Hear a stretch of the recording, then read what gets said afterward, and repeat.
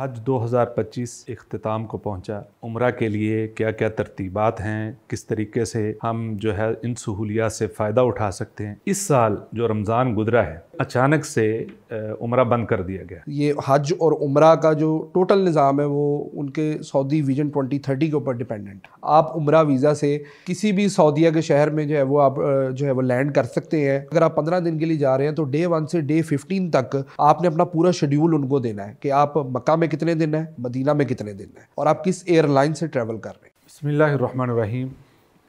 ناظرین محترم، السلام علیکم ورحمۃ اللہ وبرکاتہ۔ میں ہوں آپ کا میزبان سعید فاروقی، اے بی میڈیا کے پلیٹ فارم سے حاضر خدمت ہیں۔ ناظرین محترم، حج 2025 اختتام کو پہنچا۔ حجاج کرام اپنے اپنے وطنوں کو واپس جا رہے ہیں۔ اللہ کریم سب کی یہ حاضری قبول و منظور فرمائے۔ حج کے بعد اب دوبارہ سے عمرہ کے لیے حجاج کرام معتمرین تیاری پکڑ رہے ہیں۔ اس حوالے سے آج ہم گفتگو کریں گے کہ اس سال کے آغاز پر عمرہ کے لیے کیا کیا ترتیبات ہیں، کس طریقے سے ہم جو ہے ان سہولیات سے فائدہ اٹھا سکتے ہیں۔ اس کے لیے ہم نے گفتگو کے لیے زحمت دی ہے محترم جناب نعمان کاشف صاحب کو۔ آپ چیف ایگزیکٹو ہیں ٹریولزم انٹرنیشنل ٹریولز اینڈ ٹورز کے۔ آپ ایک معروف باپ کے بیٹے ہیں جن کا اس کام میں انتہائی اور بہت زیادہ تجربہ ہے۔ محترم جناب حافظ شفیق کاشف صاحب ان کے ساتھ مل کر یہ عرصے سے کام کر رہے ہیں۔ ہم نے ان کو زحمت دی ہے کہ اس حوالے سے ہماری جو ہے رہنمائی کریں، ناظرین کی رہنمائی کریں۔ آپ ڈائریکٹر ہیں ABS ڈیولپر کے بھی، اور اس کے ساتھ ساتھ آپ اس میں بھی ایک خاصا تجربہ رکھتے ہیں۔ آپ ان سے گفتگو کریں گے ہم۔ جناب نعمان کاشف صاحب، آپ کا بہت شکریہ، آپ تشریف لائے ہیں، اور ہمیں اور ناظرین کو اس حوالے سے آپ بتائیں گے۔ سب سے پہلی بات تو یہ کہ اس سال جو رمضان گزرا ہے، بہت سارے جو مسلمان تھے وہ چاہتے تھے کہ رمضان وہاں گزاریں، لیکن اچانک سے عمرہ بند کر دیا گیا۔ یہ بندش کی کیا وجہ تھی؟ کیوں ایسا ہوا؟ کیا آئندہ رمضان بھی ایسا ہوگا یا اس کی کیا وجوہات تھیں؟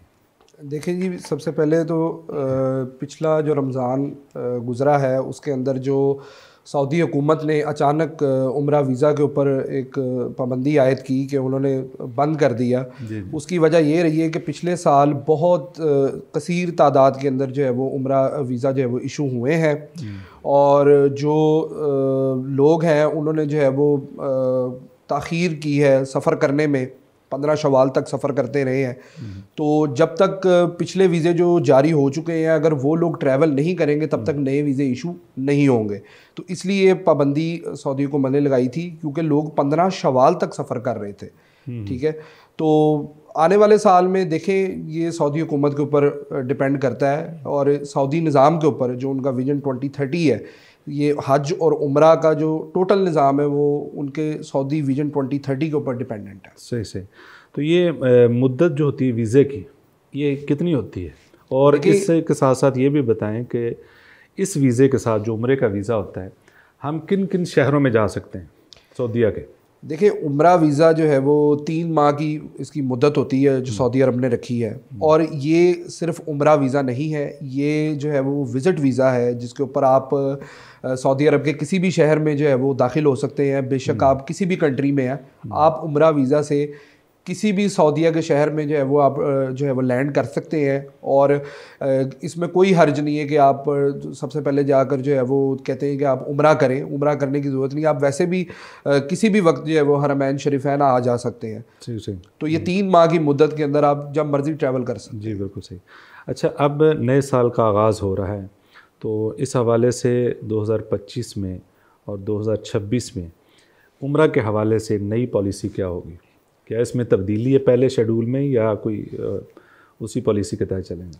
دیکھیں، سعودی حکومت نے چونکہ یہ بڑا چیلنجنگ ہوتا ہے زائرین کو سنبھالنا اور ان کی خدمت کرنا، سعودی حکومت نے جو ہے وہ اب پالیسی یہ جو ہے وہ امپلیمنٹ کی ہے حجاج کرام پہ کہ جو زائرین عمرہ ویزا پہ ٹریول کر رہے ہیں ان کو بغیر ہوٹل اور بغیر ٹرانسپورٹ کے ان کو ویزا ایشو نہیں کیا جائے گا، اور وہ گروپس کی شکل میں جو ہے وہ سعودی عرب داخل ہوں گے. 25 اور 26 یہ دونوں سالوں کی یہی پالیسی ہے سعودی عرب. یعنی کہ اب پہلے کی طرح ویزا اپنی مرضی سے لگوائیں اور جب مرضی جا کے ہوٹل نہیں. دیکھیں جو اکیلا ٹکٹ اور ویزا لے کر جو لوگ ٹریول کرتے ہیں نا وہ بہت زیادہ مسائل کا شکار ہوتے ہیں، اور سعودی حکومت کو بھی بہت مسائل کا شکار ہونا پڑتا ہے، کیونکہ جب وہ ٹکٹ اور ویزا لے کر جاتے ہیں تو وہاں پر ان کو کوئی اچھے سٹینڈرڈ کی اکوموڈیشن نہیں دی جاتی. ٹھیک ہے. اور پھر سعودی حکومت بھی جو ہے وہ ایمرجنسی کے اندر کسی قسم کی کوئی ان کی مدد نہیں کر پاتی. صحیح کیونکہ ان کو جو ہے وہ ان کا کوئی کانٹیکٹ یا ان کا دیکھیں جب ایک ہوٹل کا واچر اور ٹرانسپورٹ کا واچر ہوتا ہے وہ پھر کمپیوٹرائز سسٹم ہوتا ہے. تو آپ کی مطلب آپ ڈے 1 سے لے کے اگر آپ 15 دن کے لیے جا رہے ہیں تو ڈے 1 سے ڈے 15 تک آپ نے اپنا پورا شیڈیول ان کو دینا ہے کہ آپ مکہ میں کتنے دن ہیں، مدینہ میں کتنے دن ہیں، اور آپ کس ایئر لائن سے ٹریول کر رہے ہیں. اچھا یہ جو معتمرین حضرات ہیں یہ کس طریقے سے، کیونکہ بہت سارے ایسے لوگ ہیں جو نیو کمر ہوتے ہیں ان کو پتہ نہیں ہوتا، اور بعض ایسے ہوتے ہیں کہ ان کو اس حوالے سے سفر کے حوالے سے ویسے معلومات نہیں ہوتی، تو کس طرح بہتر سے بہتر وہ اس سروس سے فائدہ اٹھا سکتے ہیں؟ دیکھیں سب سے پہلے تو یہ کہ عمرہ زائرین جو کہ اگر انہوں نے پہلے عمرہ کیا ہے نہیں کیا ہے وہ اٹ ڈزنٹ میٹر.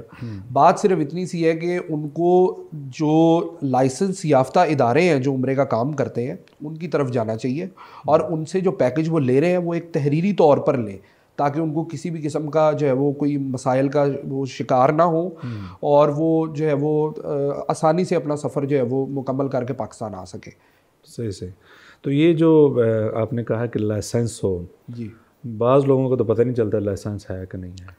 دیکھیں لائسنس کے لیے سب سے پہلے تو یہ ہے کہ جو پاکستان کا گورنمنٹ کا ایک پیج ہے وزارت حج العمرہ کا، اس کے اوپر حج اور عمرہ دونوں کی کمپنیز کے نام اس پہ جو ہے وہ لکھے ہوئے جو رجسٹرڈ کمپنیز ہیں دونوں کا کام کریں. عمرے کی علیحدہ ہوں گی، حج کی علیحدہ ہوں گی، اس کی ایک پراپر لسٹ ہے جس کے اندر نام موجود ہوں گے.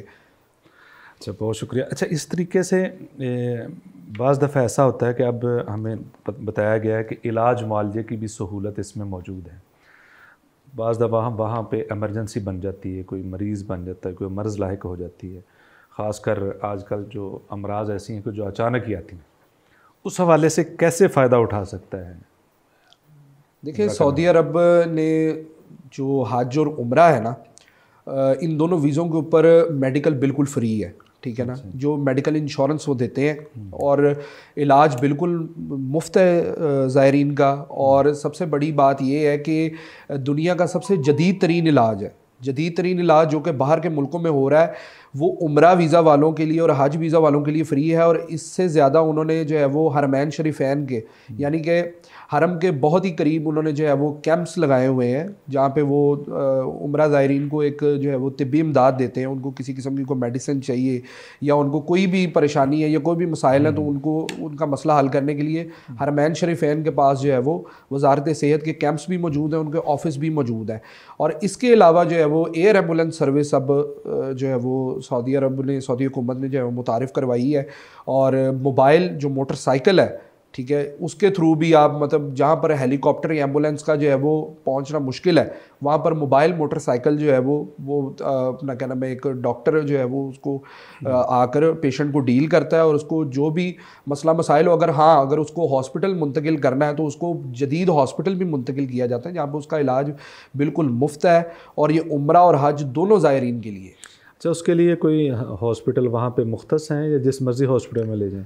دیکھیں ہاسپٹل وہاں پہ کوئی مختص نہیں ہے. ٹھیک ہے، وہاں پر دیکھیں مکہ کے اندر اور مدینہ کے اندر جو ہاسپٹلز ہیں یعنی کہ جس شہر میں پرابلم ہوگی نزدیک جو بھی ہاسپٹل اچھا ہوگا وہاں پر ان کو جو ہے وہ منتقل کیا جائے گا. وہ خود ہی کریں گے؟ وہ خود ہی کریں گے. ایئر ایمبولینس لگتا ہے انہوں نے پنجاب حکومت سے سیکھی.